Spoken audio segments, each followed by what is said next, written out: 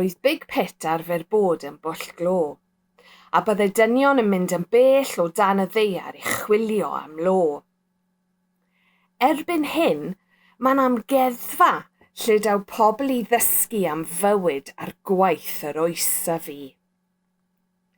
Glywir oedd yr enw ar y dynion a weithiau yn y pwll glo.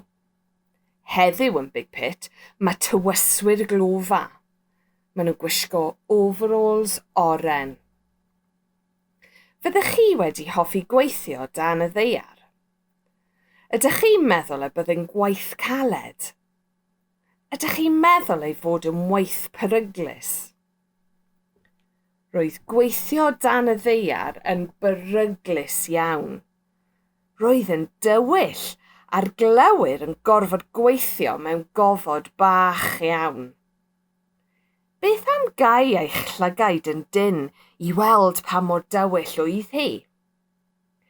Nawr, gwnewch eich hun yn fach a cheisio symud o gwmpas ar eich dwylo a'ch pengliniau.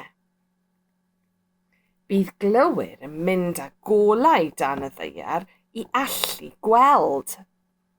Estalwm byddent yn defnyddio canhwyllau neu lamp arbennig.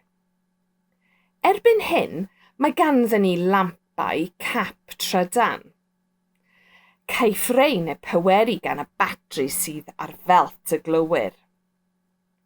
Mae batri'n pwyso'r 5 kilogram, yr un pwysau a cath. Beth arall fydde glywir rai angen dan y ddaear? Allwch chi ddyfalu? Ydych chi erioed wedi defnyddio raw? Efallai bod wedi defnyddio raw wrth wneud castell tawod. Mandrel yw enw y geib glywir. Ydych chi wedi gweld un o blaen? A dyma'r jac dŵr. Dyma fyddai'n dal dŵr y fyd y glywir dan y ddaear. A blwch Tommy, blwch metel bach i gario bwyd o dan y ddaear.